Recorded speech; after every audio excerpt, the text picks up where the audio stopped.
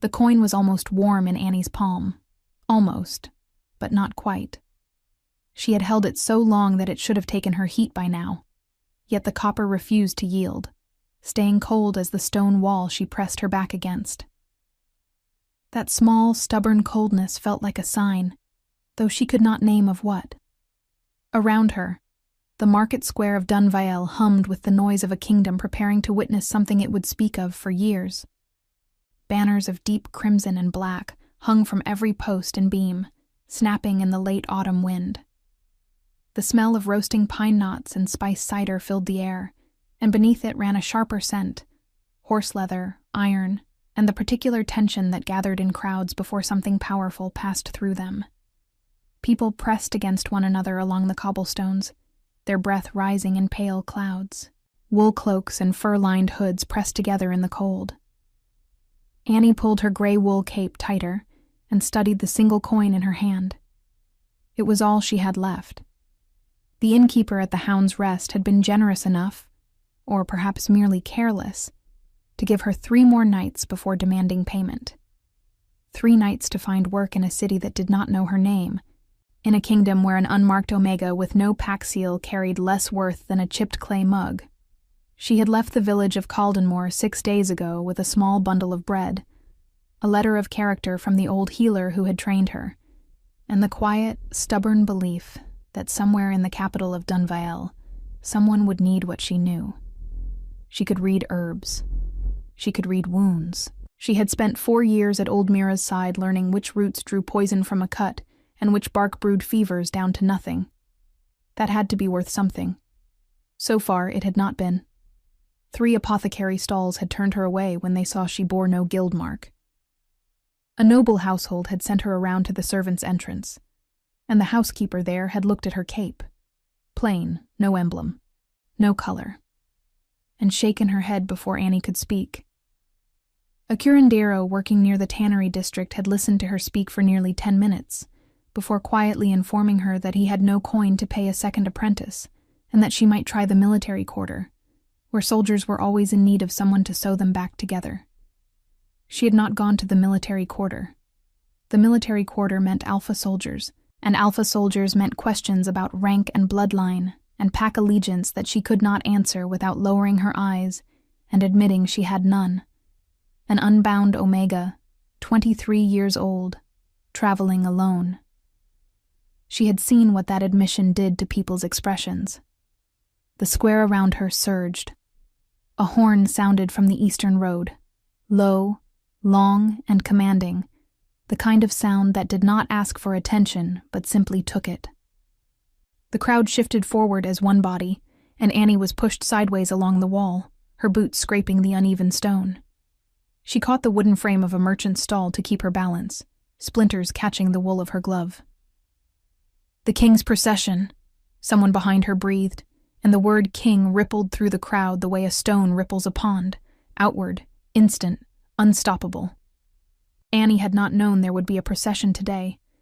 She had come to the square because the market here sold cheaper grain than the stalls near the inn, and she needed to make 1 copper coin stretch far enough to eat tonight, and perhaps tomorrow. The procession was not her concern.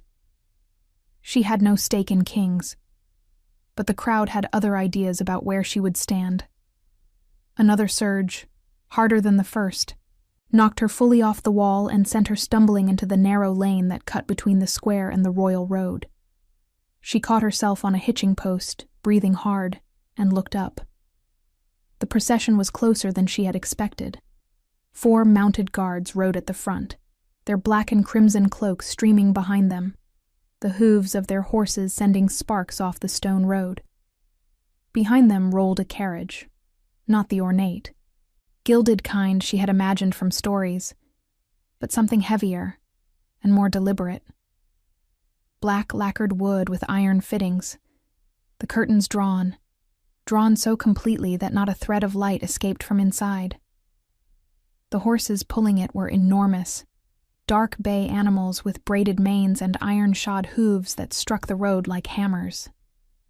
A second horn sounded, and the crowd pressed back from the lane, back toward Annie, crushing her further forward until her boots were nearly in the road itself. She turned to push through the bodies behind her, but they were packed too tightly. Wool and fur and sharp elbows surrounded her. Someone stepped on the hem of her cape, and she pitched forward, arms out, breath gone entirely from her lungs. She caught the iron handle of the carriage door. She did not know, in that precise moment, that it was the king's own carriage. She knew only that her fingers had closed around cold metal, and that it was the only thing standing between her and the road beneath those enormous hooves. She hung there for one terrible second, half falling, half holding, the carriage still moving, her boots dragging on the stone. Then the door gave. It swung inward, unlocked, unlatched, swinging with awful ease. And Annie went with it, tumbling across the threshold and landing hard on the floor of the carriage's interior. The door swung shut behind her with a clean, decisive sound, as if it had been waiting for exactly this to happen. Silence. The noise of the crowd vanished as though swallowed. The thick walls of the carriage held the world out entirely. The interior smelled of leather and cedar wood, something dark and wood smoke deep beneath both, and the faint, metallic trace of old parchment. A single iron lantern hung from the ceiling, its small flame swaying with the movement of the wheels. Annie lay on the floor for one full breath, not moving. Then she became aware, in the particular bone-deep way that prey becomes aware of a predator, that she was not alone. She looked up.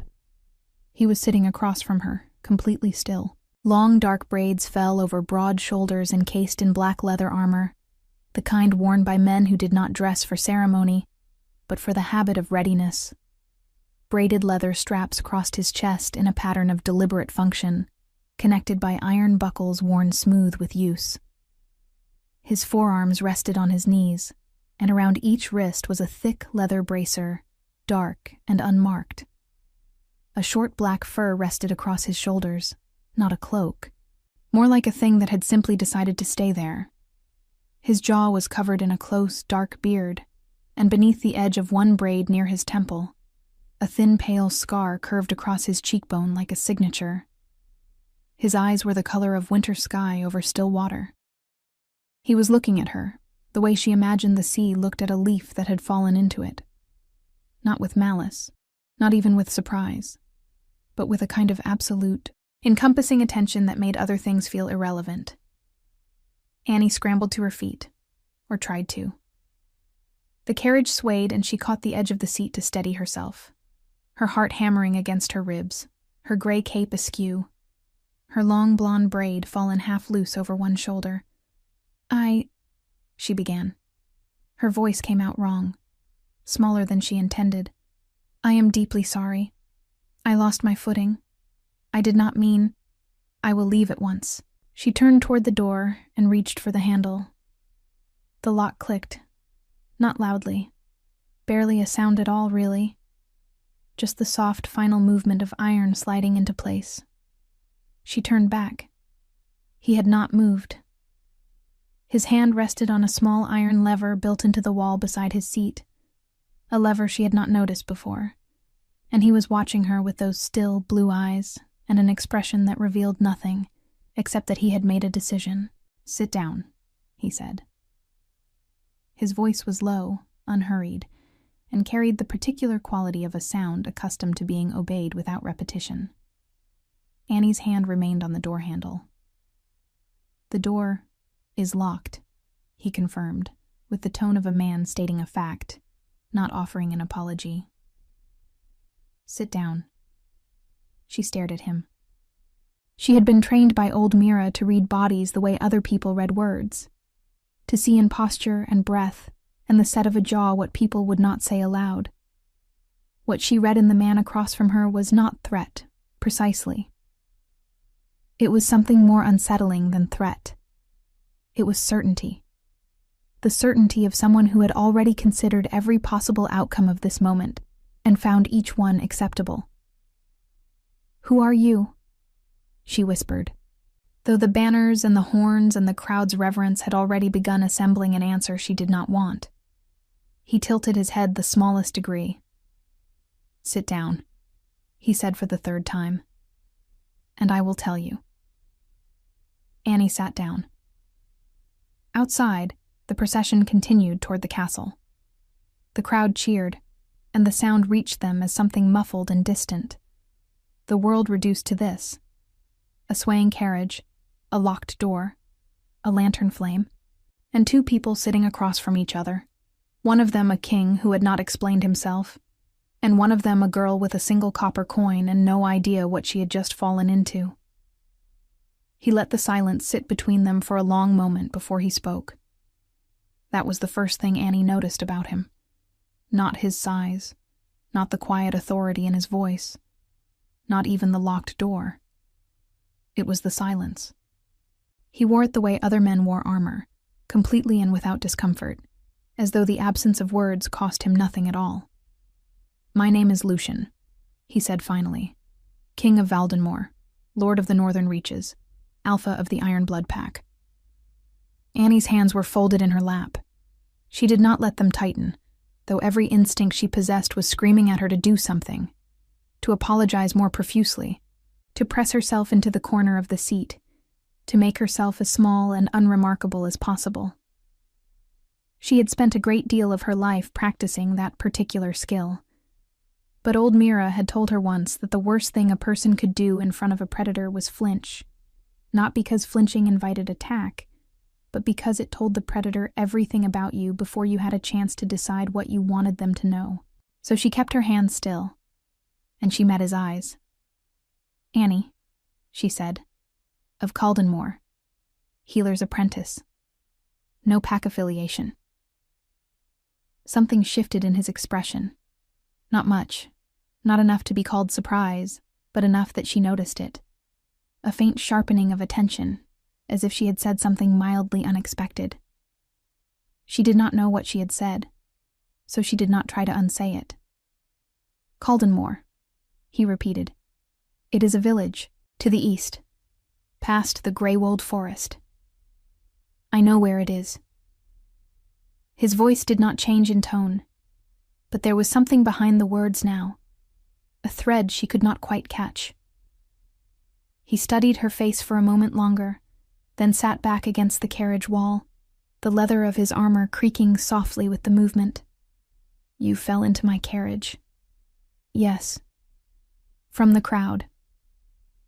The crowd pushed forward when the horn sounded. I lost my footing. I caught the door handle. I did not know it was unlatched, and I certainly did not know. She paused. Whose carriage it was. "You would not have entered it if you had known." It was not a question, but she answered it anyway. "No, I would not have." He nodded once, the way a man nods when information confirms something he had already suspected. His blue gaze moved from her face to her cape, then to the half-loosened braid over her shoulder, then to her hands. Annie resisted the urge to hide them. They were not noble hands. They were healer's hands, rough at the knuckles from washing and cold water, stained faintly at the fingertips with dried herbs she had ground at the inn this morning, black root and dried fennel, hoping to sell a small remedy to someone at the market. "Why are you in Dunvale?" he asked. "I am looking for work. As a healer. As whatever someone will pay me to do, that does not require a guild seal or a pack mark." She said it plainly, because it was plain truth, and because something told her this man would find evasion less tolerable than directness. "I have neither." The carriage rolled on. Outside, the cheering had faded as they moved away from the densest part of the market square, and the sound of the wheels changed as cobblestone gave way to the smoother flagged road that led toward the upper city and the castle walls. Annie was acutely aware of the direction they were traveling. Toward the castle. Away from the inn. Away from the market. Away from everything familiar in a city that had not been familiar to begin with. "You have training," Lucian said. 4 years under Mira of Valdenmoor. She was a guild healer in the capital before she retired to the village. She taught me preparation, diagnosis, wound treatment, fever management, An herb lore. Annie paused. She died 3 months ago. The village had no need of a second healer, and the new man they brought in had his own apprentice. So I came here. He was quiet for a moment. And in 6 days, you have found no position. She looked at him sharply. How did you know it has been 6 days? The innkeeper at the Hound's Rest sent a report to the castle guard, as all innkeepers in Dunvale are required to do when an unaffiliated Omega registers for lodging. His tone was matter-of-fact, unbothered. It is a safety measure.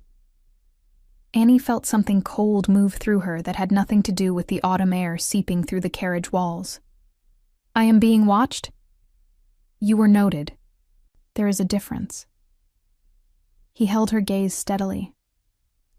An unbound Omega traveling alone into the capital is unusual enough to warrant attention. It does not mean you are suspected of anything. It means the city is aware of you. She thought about that. She thought about the 3 nights remaining at the inn, the single copper coin, and the way every door had closed quietly in her face over the past 6 days. She thought about what it meant that a king, this king, sitting 4 feet away from her with locked-door certainty and winter-blue eyes, had known her name and the length of her stay without her ever having introduced herself to anyone of consequence. Is that why you locked the door? She asked quietly. Because the city is aware of me? I locked the door, he said, because you were about to step out of a moving carriage onto a stone road, and the horses behind mine would not have stopped in time. Annie opened her mouth, closed it, looked at the door, then back at him. She had not considered that. The carriage slowed as it began to climb the incline toward the castle gate. She could hear the deep voices of guards exchanging words with the driver, the groan of iron hinges as the gate swung open, the changed echo of the wheels as they passed beneath the stone arch and into the inner courtyard. When the carriage finally stopped, the sudden stillness felt strange after the long roll of motion. Lucian reached for the iron lever beside his seat and released the lock. The soft click of it opening was exactly as quiet as the click of it closing had been. He did not open the door immediately. He looked at her once more, with that same encompassing, unhurried attention, and said, The castle has a healing ward. It has been understaffed since the last moon plague took 2 of the senior curanderos. The head healer, Brother Oswin, has been requesting additional hands for 2 months. Annie went very still. I am not offering charity, he added before she could speak. The ward is difficult work. The patients include soldiers with wounds that do not heal cleanly, and pack members with conditions that require patience and knowledge of wolf physiology. It is not a comfortable post. I am not looking for comfortable, she said. No. Something that was almost, not quite, but almost, a shift toward warmth moved through his expression. I gathered that. He pushed the carriage door open. Cold air swept in, smelling of pine smoke and stone and the particular sharp green scent of the castle's inner courtyard, where moss grew between the flagstones. A guard appeared immediately at the door, hand extended to assist, his eyes going from the king to Annie and back again with carefully controlled blankness. Annie stepped down from the carriage, her boots meeting the courtyard stone. She stood in the shadow of the castle walls and looked up at the gray towers rising against an iron-colored sky, the crimson banners pulling in the wind high above, and she felt something she had not felt in 6 days. Not safety, exactly, not certainty, but the faint, stubborn sense that a door had opened, though this one, at least, she had not fallen through by accident. She turned back. Lucian had stepped down from the carriage behind her and stood now on the courtyard stones, several inches taller than she had registered in the confined space of the carriage, his black braids moving in the cold wind, his blue eyes finding her immediately. Brother Oswin will be informed you are coming, he said. Then he turned and walked toward the great doors of the castle, his black fur cloak settling around his shoulders, his stride neither fast nor slow, the walk of a man entirely without urgency, because the world arranged itself around him rather than the other way. 2 castle guards fell into step beside him without a word. Annie stood alone in the courtyard for a long moment, the cold flagstones beneath her boots, the wind pulling at the loose end of her half-undone braid. Somewhere above her, a raven landed on the edge of a tower and regarded her with one black eye. She had arrived in Dunvael looking for a door that would open. She had found one. She was not yet certain what lived on the other side of it. A firm voice broke through the courtyard, quiet from her left. "You must be the one who fell into the king's carriage." Annie turned.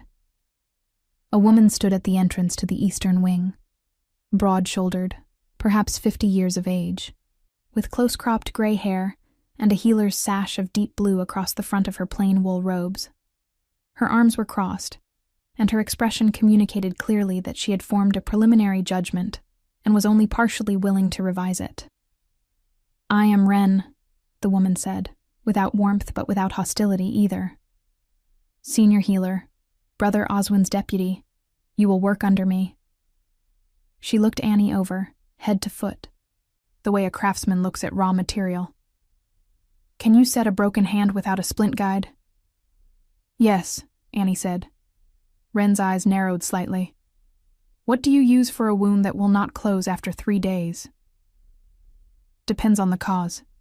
If infection, blackroot compress and drainage. If pack healing has stalled, there is usually a secondary issue, emotional suppression or incomplete shift. You treat the wolf, not just the wound." The gray-haired woman was quiet for 3 full seconds. "Come inside," she said, and turned without another word. Annie followed her through the eastern door and into the warmth and candlelight of the healing wing, the heavy door swinging shut behind her against the cold. And somewhere above, in a tower window she could not see, she did not know that a pair of winter-blue eyes watched until she disappeared from the courtyard entirely. The healing ward smelled of beeswax candles, dried lavender, and underneath both, the iron-tinged scent of old blood that no amount of scrubbing ever fully removed from stone floors. Annie noticed it the moment she crossed the threshold, not with revulsion, but with the particular recognition of someone who had spent years in rooms like this one. It was the smell of work that mattered. She found it steadying. Wren moved through the ward with the efficiency of a woman who had long ago stopped seeing the space around her as a room and had begun seeing it as a system. She pointed things out without slowing. The herb cabinet along the north wall, organized by function rather than name. The linen chest near the window, where dressings were sorted by size. The iron brazier in the corner that kept the room warm enough for patients in shock. The narrow door at the far end that led to the private rooms for severe cases. She spoke quickly and without repetition, and Annie understood instinctively that she was being tested not on what she knew, but on how fast she could absorb what she was being shown. "We have 11 patients currently," Wren said, stopping at a wooden table near the center of the ward, where a row of clay pots stood in careful order. 3 soldiers with wounds from the border skirmished last fortnight. 1 pack elder with joint swelling that does not respond to standard compress. 2 children from the servant quarters with river fever. They are past the worst, but still weak. 5 others with various conditions. She turned and fixed Annie with a direct look. "You will not treat anyone independently until I have observed you work for 3 days. You will ask before you act. You will not speak to patients about their pack status, rank, or anything that touches on court matters. Do you understand?" "Yes," Annie said. "If a patient is an alpha, you address them as such. If they are a guard or soldier, you address them by rank. If you do not know the rank, you address them as Sir or My Lady, and ask Brother Oswin later." Wren paused. "If the king comes to the ward—" "Has he ever?" Annie asked, before she could stop herself. Wren looked at her for a moment. "He has not visited the ward in 2 years. Not since—" She stopped, and the pause lasted precisely long enough to feel deliberate. "Not recently," she finished, and moved on. Annie filed that pause carefully and said nothing. Her first 3 days in the healing ward passed in the particular blur of hard, absorbing work that left no space for anything else. She rose before dawn when the candles in the ward were still the only light, changed dressings while the castle above her was still sleeping, prepared the morning herb preparations while Wren read the night notes left by the young apprentice boy, Pell, who kept watch through the darkest hours. Pell was perhaps 16, slight and brown-haired, with ink-stained fingers and the careful, earnest manner of someone trying very hard not to make mistakes. He regarded Annie with cautious curiosity for the first 2 days, and then, on the third morning, slid a bowl of hot porridge onto the table beside her without comment, and went back to his notes. She understood that to be his version of acceptance. The soldiers were her first real test. 3 men from the border company, all alphas, all carrying wounds that should have begun closing within a day under normal pack healing. They had not. The cuts were clean, sword wounds, not claw. But there was a quality to them that kept pulling Annie's attention back. On the afternoon of her second day, while Wren was attending the elder in the far room, she stood at the bedside of the youngest soldier, a man named Karen, and studied the wound on his forearm with the concentrated quiet that old Mira had called her reading face. "It is not healing because it wants to," she said aloud, half to herself. Corin looked at her with the flat suspicion that soldiers reserved for people who spoke cryptically near their injuries. "What does that mean?" "It means something in the wound is actively preventing the pack healing from taking hold." She leaned closer. Not touching, just looking. "Was there anything on the blade that struck you? Anything unusual?" The soldier's jaw tightened. It was a clean blade. "I am not doubting your account," she said, keeping her voice level. "I am asking because there is a residue here that should not be present after 11 days. It is very faint. If I did not know what I was looking for, I would miss it entirely." She straightened and met his eyes directly. Someone applied something to that blade before the fight. Something meant to interfere with pack healing. The silence that followed was of a different quality than the ordinary silences of a healing ward. It had weight to it. Corin stared at her. "That is a serious claim." "Yes," she agreed. "It is." She brought it to Wren that evening, laying out her observations carefully, her voice steady. Wren listened without interrupting, which Annie had already come to understand was her way of paying attention. When Annie finished, the older woman was quiet for a long moment, her gray eyes fixed on the middle distance. "You are certain," Wren said. It was not a question. "I am certain enough to say it aloud, which is more certain than I am about most things." Wren rose from the table and went to the herb cabinet, standing before it for a moment before selecting 2 small clay jars. She brought them back and set them on the table. "Black fern extract," she said, touching one. "Null root reduction," touching the other. "Mixed in the correct proportion and applied to a blade edge, they would do exactly what you have described." She looked at Annie steadily. "This is not common knowledge. It is restricted lore." "How do you know it?" "Mira," Annie said. "She told me once that knowing what can be done to a wound means knowing how to undo it. She said it made her a better healer. I did not know at the time why she knew of such things." Wren's expression shifted into something complicated that Annie could not fully read. She picked up the 2 jars and placed them back in the cabinet, closing it with a soft click. "I will bring this to the King's Gamma Commander," she said. "Tonight. You will document what you observed in writing. I will give you parchment, and you will sign it. Brother Oswin will countersign." She turned back. "You did well to bring this to me rather than speaking of it to others." Annie nodded. But before Wren could move away, she asked the question that had been sitting at the back of her mind since that morning. "The other 2 soldiers with the same wound pattern, are they carrying the same residue?" Wren stopped. "You checked?" "Before I came to you. Yes. All 3 are affected." She paused. which means it was not a single incident or a lucky strike. Someone planned it. The candles in the ward seemed to burn a shade lower in the silence that followed.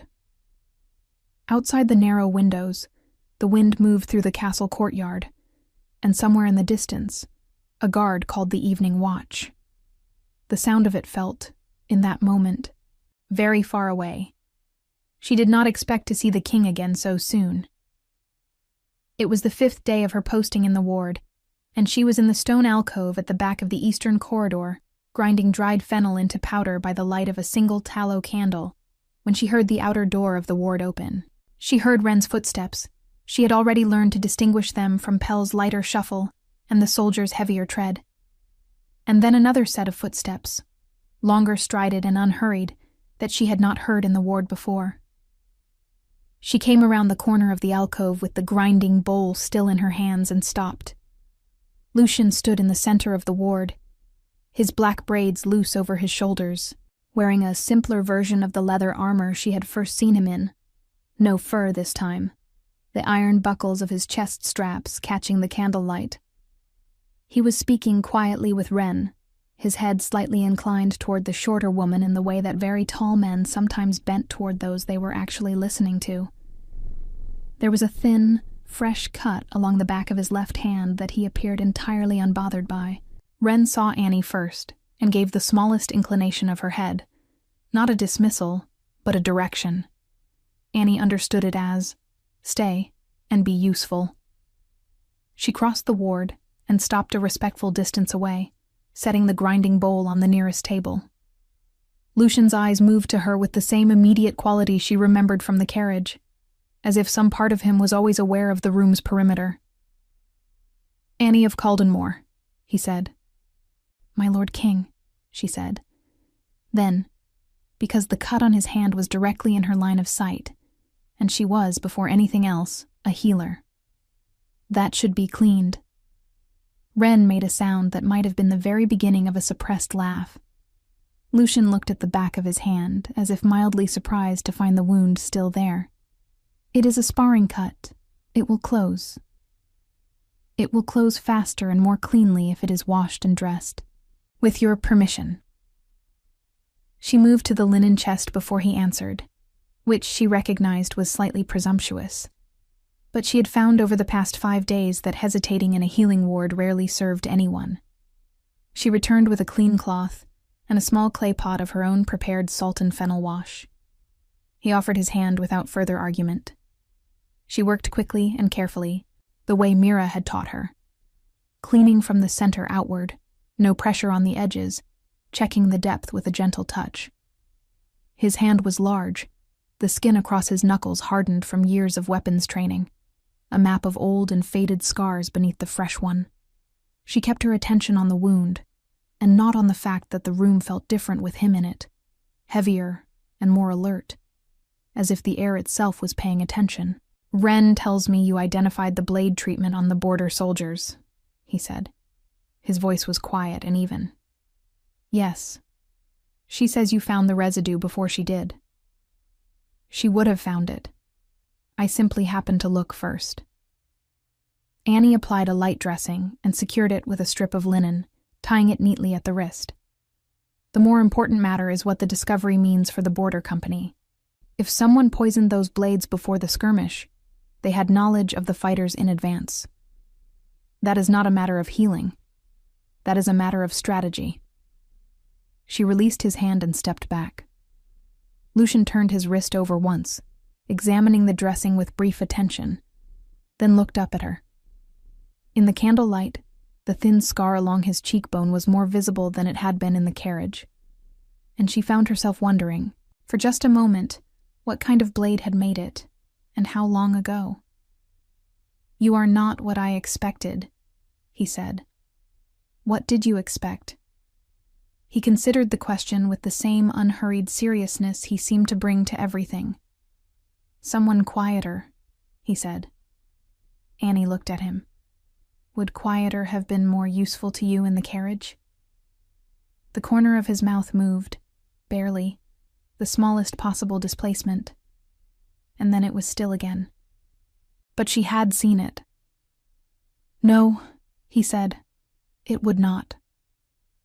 He turned to speak again with Wren, and Annie returned to the alcove and her grinding bowl, and she did not allow herself to think too carefully about the warmth that had settled somewhere in her chest, small and uninvited and entirely inconvenient. Because she was not here for kings. She was here for work. She was here to build something that was hers, earned and solid and real, from the ground up. She told herself that twice more before she believed it even partially. Winter arrived at Valdenmoor the way it always did. Not gradually, but all at once, as though the sky had simply decided overnight that the season of cold would begin now and the world had better accept it. Annie woke on the 12th day of her posting to find frost on the inside of the narrow window above her small cot in the healer's quarters, and the courtyard outside sheeted in white that had not been there when she had finally extinguished her candle past midnight. She lay still for a moment, watching her own breath rise in pale clouds toward the stone ceiling, and felt something she had not felt in a very long time. Something that resembled, distantly, the sensation of being somewhere she was supposed to be. She did not examine it too closely. She got up, wrapped her gray cape over her work dress, twisted her blonde braid into a knot at the back of her neck, and went to light the brazier in the ward. The days had settled into a rhythm that suited her. She was in the ward before Wren, which Wren had noted without comment on the 3rd day, and had not mentioned again, which Annie understood as the older woman's way of approving. Pell brought porridge. The soldiers were improving. 2 of them were nearly ready to return to their quarters, the blade treatment having been neutralized by a specific preparation that Annie had suggested, and Wren had confirmed was correct. The elder, with joint swelling, had responded to a longer course of warm compress and a particular root tea that Annie had found in an old volume in the ward's small shelf of reference manuscripts, a technique that Mira had once described in passing and that Annie had never expected to use. Brother Oswin had visited twice. He was an old man, paper-thin and deliberate, with the manner of someone who had outlived his own sense of urgency. He had asked Annie 3 questions about herb interactions on his first visit and said, upon hearing her answers, "Yes, that will do," which Wren had later informed her was the closest Brother Oswin came to high praise. What she had not expected was Wren. She had prepared herself for the gray-haired woman's skepticism, had categorized it on that first afternoon as professional distance, and had planned to work through it steadily with competence and patience. What she had not prepared for was the way Wren's distance was not coldness at all, but a kind of careful attention, the attention of someone who had been disappointed before and was not in a hurry to be disappointed again. By the end of the first week, Wren had begun explaining things to Annie rather than simply directing her. By the end of the second, she had started asking Annie's opinion before offering her own. On the morning of the 12th day, while they were preparing the daily herb rounds, Wren said without preamble, "He came to the ward." Annie did not look up from the mortar. "I know. I was here." "He has not come to the ward in 2 years," Wren said. "Not since his mate died." The grinding stopped. Annie set the pestle down carefully and looked up. Wren was not looking at her. She was arranging clay pots on the shelf with the deliberate focus of someone who had chosen to say something difficult while keeping her hands occupied. "I did not know," Annie said quietly. "Few speak of it openly. It is not forbidden, simply—" Wren paused, selecting her next word with care. "Understood to be a matter that belongs to him alone." She placed the last pot on the shelf. Her name was Serana. She was beta-born, gentle, and entirely unsuited to court life, which she endured without complaint for 3 years. She died of a fever that came on fast and did not give us enough time. The older woman finally turned to look at Annie directly. "The 2 senior curanderos we lost in the moon plague last year. They were the ones who had treated her. I believe the king has found it difficult to enter this room since then." Annie thought of the way he had stood in the center of the ward on the evening of his visit, the candles throwing shadows across the old stone walls, and she understood something now about the quality of stillness she had observed in him. It was not merely the stillness of a man accustomed to authority. It was the stillness of someone who had learned to hold grief at a very specific distance, close enough to feel its shape, far enough to keep standing. "Why are you telling me this?" Annie asked, not defensively, genuinely. Wren looked at her for a long moment. "Because you are not as invisible in this castle as you seem to think you are," she said, and picked up the next jar. The answer to that arrived 3 days later, in the form of Lady Isolde. Annie heard her before she saw her, the particular rhythm of heeled boots on stone that announced rank before the face did, accompanied by the swish of rich fabric and the softer footsteps of 2 attendants trailing behind. She was in the corridor outside the ward when the lady turned the corner, and there was no graceful way to step aside in time, so Annie simply stopped and waited. Lady Isolde was perhaps 35, with dark hair coiled elaborately at the back of her head and held with silver pins, and eyes the color of deep amber that took in Annie's gray cape and plain dress with a single seamless assessment. She was beautiful in the way that well-maintained things were beautiful, deliberately, carefully, and with full awareness of the effect. The gown she wore was deep green wool trimmed at the collar and cuffs with dark fur, and around her throat she wore a chain of silver set with stones that caught the torchlight of the corridor. "You are the new healer," Isolde said. Her voice was smooth and pleasantly modulated, the kind of voice that said whatever it wanted while sounding entirely reasonable. "I am the ward assistant," Annie said. "Lady Isolde of House Varen." She smiled, and it reached far enough to be convincing. "I have heard about you. The girl who fell into the king's carriage." She said it with gentle amusement, as though it were a charming story, the kind told at feasts to make people laugh. What a remarkable way to begin. "It was an accident," Annie said. "Of course it was." Isolde tilted her head slightly. "You have settled in well, I am told. The king's ward, the king's healing staff, the king's favor, one might say." The smile remained perfectly in place. Annie met her gaze steadily. "I work in the healing ward. I have no claim to anyone's favor." "No," Isolde agreed pleasantly. "Of course not." She let the words breathe for a moment, then added, as if an afterthought, "The king will need to consider his next formal bond within the year. The council has been quite clear on the matter. Valdenmoor requires an heir, and the Alpha King cannot remain unbound indefinitely." She adjusted the silver chain at her throat with one elegant finger. "I simply thought you should be aware of how things stand, so that no one finds themselves in an uncomfortable position through simple ignorance."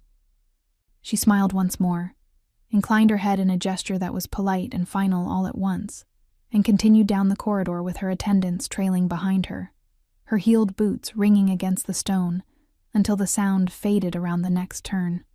Annie stood in the corridor for a moment after she had gone. The torch on the wall beside her guttered in a draft from somewhere, and she watched the flame recover and straighten. She understood the message precisely. It had been delivered too gracefully to be called a threat, but it was a boundary all the same, drawn clearly in the stone between them. What troubled her was not the warning itself. What troubled her was that Lady Isolde had clearly thought it necessary. She was still turning it over in her mind that evening when she found herself in the castle library, which she had discovered by accident on her 4th day, when she had taken a wrong turning on the way back from the storeroom. She had returned to it twice since, drawn by the warmth of the great fireplace and the presence of old volumes on herb lore that the ward's small shelf could not rival. The librarian, an ancient man named Dorvey, who communicated primarily through sighs and occasional nods, had established a wordless understanding with her that she might use the shelves so long as she returned everything to its precise original position. She was reading a volume on wolf physiology, specifically the suppression of pack healing under emotional distress, which connected to the observation she had made about the soldiers, when she heard someone else enter the library. She did not look up immediately, because Dorvey came and went at odd hours, and she had learned not to disrupt her reading for his movements. But the footstep pattern was wrong. Too long a stride. Too certain. The sound of boots that had walked many different floors and found none of them remarkable.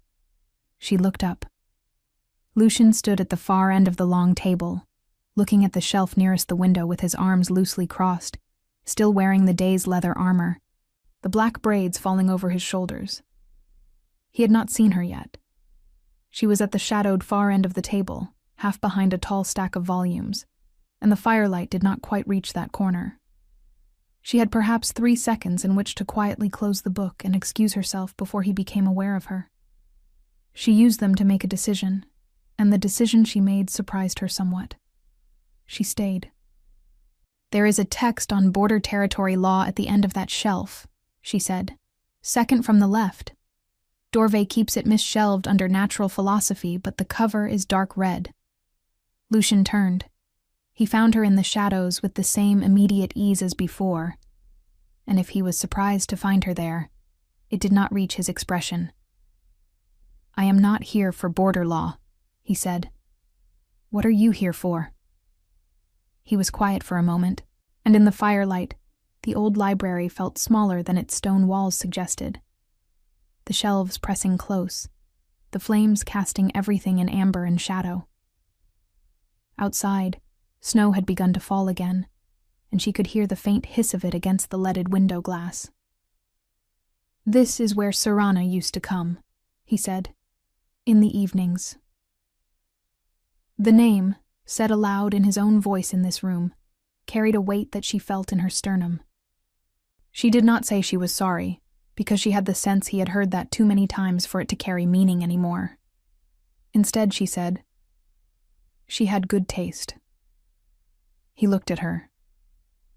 "In libraries," Annie added. Something moved through his blue eyes, complicated and layered, arriving and passing in the space of a breath.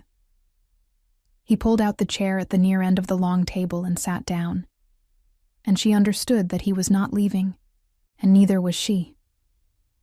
They sat at opposite ends of the table in the firelight while the snow fell outside, and she read about wolf physiology, and he looked at the fire, and neither of them spoke. And somehow that was the most significant conversation they had yet had. The snow did not let up for 3 days. It settled over Valdenmoor like a held breath, muffling the courtyard sounds and turning the castle into something quieter and more interior than it usually was. The ward grew busier. Cold brought its own particular catalogue of ailments, and Annie worked longer hours, returning to her small room each night with aching hands and the deep, satisfying exhaustion of work that had filled the day completely. The library had become a habit. She did not plan it, exactly. It began with the wolf physiology text she had needed to finish, and then there was a second volume on herbal compounds that Dorvey had pointed her toward with one of his rare nods, and then it was simply where she went in the evenings when the ward was quiet, and the rest of the castle had settled into its night routines. Lucian came perhaps 4 evenings out of 7. He never announced himself, and neither did she, and they had arrived at an arrangement that felt impossibly natural. She at her end of the table with her texts and her notes on small squares of parchment, he at his end with maps or letters, or sometimes nothing at all, simply the fire and the silence. They talked. Not always, and not about everything, but in the way people talk when they have stopped performing for each other, in fragments, in observations, in questions that did not demand immediate answers. She told him about Mira, about the years in Valdenmoor, the long winters when they had been the only warmth some families had, the particular satisfaction of watching a fever break and a child eat for the first time in 3 days. He listened the way she had learned he always listened, completely, without interrupting. His blue eyes on the fire or the table, or occasionally on her face, with an attention that she had stopped trying to deflect. He told her, once, about the northern campaigns, not the violence of them, but the landscape, the way the ice fields reflected light at certain hours in colors she did not have words for. He told her that the scar on his cheekbone was from the first real fight he had been in, at 17, when he had been profoundly overconfident, and a veteran beta soldier had corrected that efficiently and without apology. He said it had been one of the more useful things anyone had ever done for him. She laughed at that, genuinely, and he watched her laugh with an expression she was learning to recognize, that smallest shift at the corner of his mouth that was, she had come to understand, the visible fraction of something much larger happening underneath. It was Pell who brought her the warning, on the 15th evening. He found her in the ward just after the supper hour, his brown eyes wide and his ink-stained hands twisting together in a way that told her before he spoke that what he carried was not small. "There is a man," he said, keeping his voice low despite the fact that they were alone. "He came to the servants' entrance 2 days ago. He has been asking questions about you, about what you know, about the soldiers and the blade treatment." He swallowed. "He is not from any pack I recognize. No seal, no colors. But he spoke to one of the stable hands, and the stable hand told the head groom, and the head groom told me because he knows I work with you." Annie set down the linen she had been folding. "What questions specifically? Whether you had written anything down, whether you had given documents to anyone, whether you were—" Pell hesitated. "Likely to stay in Valdenmoor or move on." She was quiet for a moment. Then, "You did right to tell me. Say nothing to anyone else. Go about your evening as normal." She met his eyes. "Thank you, Pell." He nodded, visibly relieved to have handed the weight to someone taller, and slipped out. Annie stood in the empty ward for a long moment. The brazier crackled. Outside, snow hissed against the stone. She had documented her findings about the blade treatment in writing, as Wren had instructed. Wren had taken those documents to the Gamma commander. That meant there was a record, and someone wanted to know how far that record had traveled. Someone who had arranged for poisoned blades at the border skirmish, and was now discovering that a healer in the castle ward had identified the compound.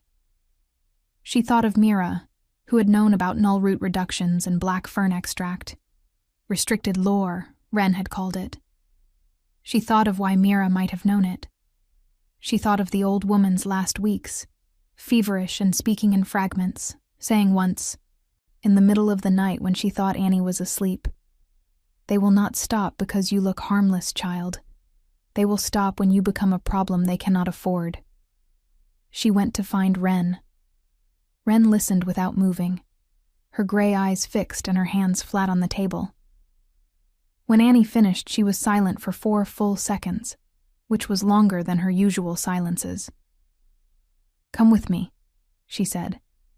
She did not take Annie to the Gamma commander. She took her, instead, up 2 flights of stairs that Annie had never climbed, through a corridor lined with iron torches, and guarded at the far end by 2 soldiers who stepped aside immediately when they saw Wren's healer's sash and to a heavy oak door studded with iron nails. Wren knocked once. "Enter," said a voice that Annie knew. The room was a council chamber, maps on the walls, a long table of dark wood, candles in iron stands throwing overlapping circles of light. Lucian stood at the far side of the table, and he was not alone. Beside him stood a broad man of middle years with a soldier's build and a Gamma commander's silver chain, and on Lucian's other side, rigid and pale in the candlelight, stood Lady Isolde. Annie stopped just inside the door. Wren stepped forward and spoke before anyone else could. "The girl has been approached. Someone is investigating what she documented about the border blades. This is connected." She set a folded square of parchment on the table, documents Annie recognized as her own signed notes. "Read the compound names." The Gamma commander, whose name Annie had learned was Davan, leaned over the parchment. His expression did not change, but something in his posture did, a tightening across the shoulders that told her he recognized what he was reading. "Null root and black fern," he said. "A combination that appears in exactly one source in the kingdom's restricted archives," Wren said. A record of compound treatments compiled for the old border garrison 15 years ago. She paused. A record that was accessed 3 months ago. I checked the archive log this afternoon. She looked directly at Lady Isolde. Access was granted under House Varen's research seal. The silence in the room was absolute. Isolde's amber eyes moved from Wren to Annie, with an expression that had lost all of its careful pleasantness. What remained underneath was something colder and more honest, and somehow that honesty was worse than the performance had been.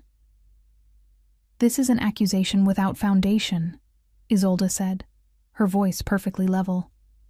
"It is an observation," Wren said, equally level. "The foundation is in the archive records. Commander Devon can retrieve them tonight." Lucian had not spoken.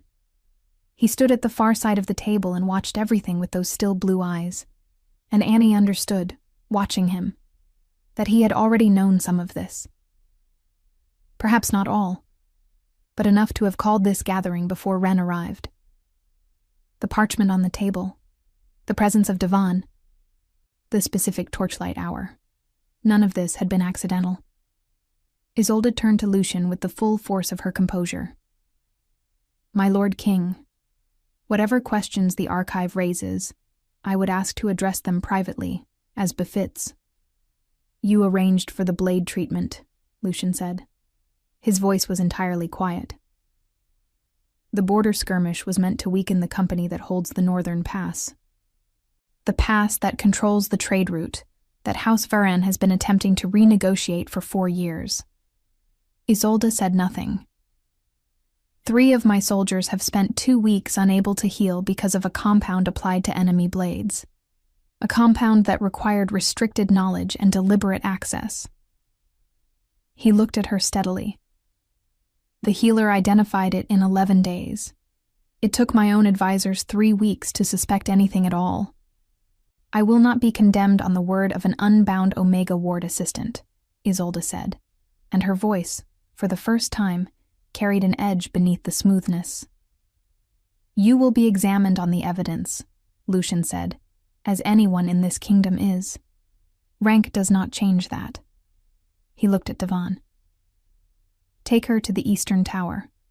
Respectfully. Send word to House Varen's head by morning.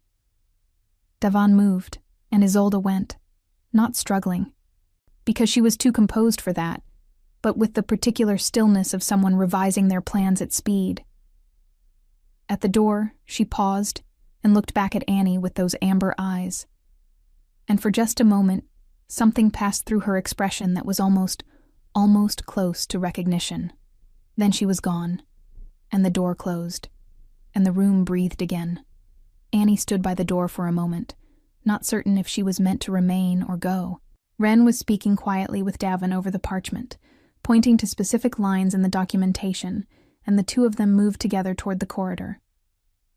Wren glanced back at Annie as she passed and gave her the smallest nod, the kind that meant, well done, and I will not say it again.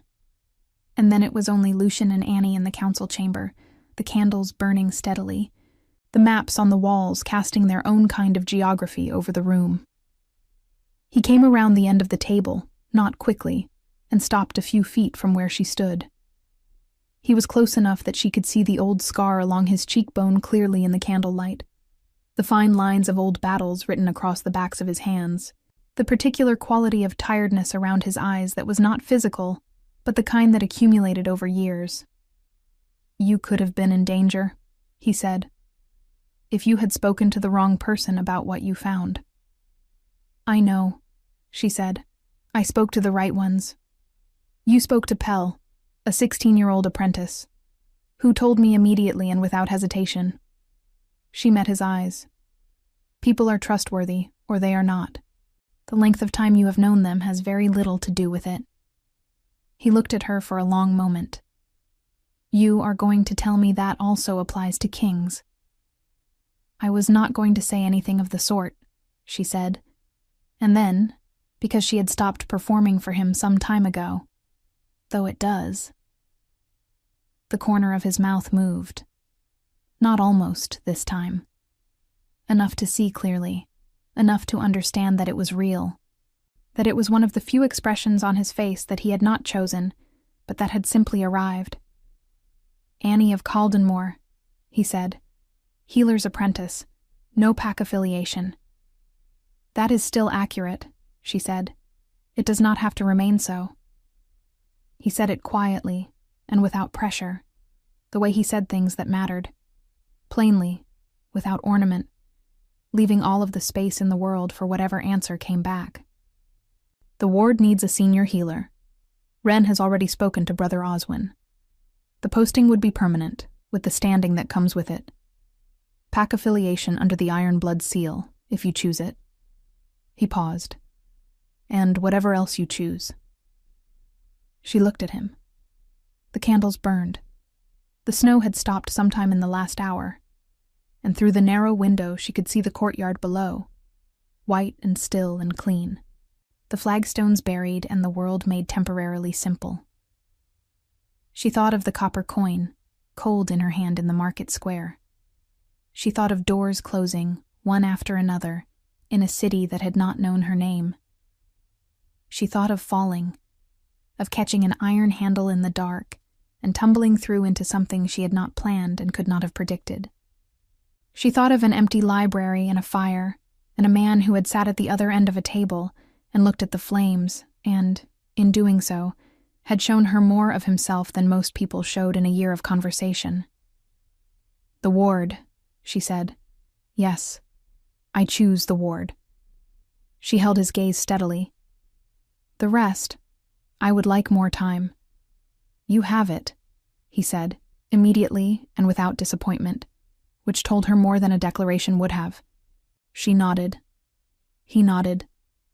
And that was, for now, enough. The kind of enough that had solid ground under it, that did not need to be more than it was yet because what it was already carried weight and warmth, and the particular quality of something that had been chosen carefully by both sides. Spring came to Valdenmoor in the way spring always did after a hard winter, tentatively at first, then all at once. The frost retreated from the courtyard stones. Moss returned to the gaps between the flagstones. The raven that had watched Annie from the tower wall on her first day in the courtyard reappeared on the same ledge, as if resuming a post it had never truly abandoned. The healing ward expanded. Annie was named senior healer under Brother Oswin's formal recommendation and Wren's quiet, unambiguous support. Pell was given a full apprentice's sash, which he accepted with ink-stained hands and an expression of profound seriousness. The 3 border soldiers were returned to full health and duty.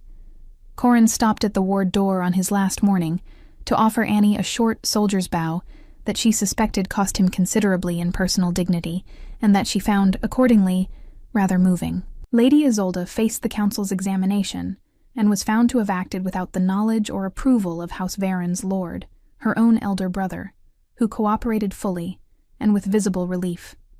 She was removed from court, and returned to her family's holdings in the south, where she would remain. The border company was reinforced, the northern pass held. Wren did not soften exactly, but she expanded, the way certain materials do under steady warmth, revealing a flexibility that had always been there beneath the surface. She began telling Annie stories about Mira's years in the capital, stories that revealed, slowly and without fanfare, that the 2 women had known each other. That Mira had written to Wren when she knew she was dying, and in that letter had mentioned a girl she had trained, stubborn, precise, and entirely unwilling to look harmless when it would have been easier. She had asked Wren to watch for her, if she ever came to the city. Annie received this information sitting at the work table in the ward on a mild spring morning, and she sat with it for a long time before she was ready to speak, and Wren did not rush her, because Wren had finally understood what kind of person she was dealing with. "She planned this," Annie said at last. "She hoped," Wren said gently. "There is a difference." Annie thought about that distinction for a long time afterward, about the difference between a plan and a hope, and about what it meant that someone who loved you could plant a hope like a seed and not live to see if it took root. She thought about Mira's hands, and her voice, and the smell of dried herbs in the small house in Valdenmoor, and she let herself grieve cleanly and fully for the first time since she had left. And then she went back to work, because that was also what Mira had taught her. On a warm evening in late spring, Annie sat at her end of the library table, the windows open for the first time in months, the smell of new leaves and night air drifting through. Across the table, Lucian read correspondence from the Eastern lords, making occasional notes in the margin with a quill he had to replace twice because he pressed too hard. She had pointed this out to him on the third evening she had observed it, and he had looked at the broken nib with an expression of mild personal betrayal that she had been quietly fond of ever since. He looked up. She was already looking at him, and she did not look away. He set down the quill, gently, this time, and held her gaze with those winter blue eyes that she had first seen in the swaying dark of a locked carriage. The eyes of a man who had seemed, in that first moment, like something immovable and unknowable, and who had turned out to be, in the particular ways that mattered, neither. "Stay," he said. One word, quiet and plain. The same word she understood that he had offered in the council chamber in winter, but arrived further now, carrying more of what he meant. Annie looked at him for a long moment, at the scar on his cheekbone and the ink at his fingers, and the careful, patient stillness of a man who had learned the hard way that the things worth keeping were worth waiting for. "I am not going anywhere," she said. And she meant it the way she meant the things that were true down to the bone. Without performance, without reservation. With the full weight of someone who had fallen through the wrong door and found, on the other side of it, exactly where she was supposed to be. Outside, the raven called once from its tower ledge. The candles burned warm and steady. The library settled into the kind of silence that was not empty, but full of two people who had chosen each other not in a single dramatic moment, but in 100 small ones. Each one as deliberate and as real as the last. That was how it ended, and how it began, and how it remained.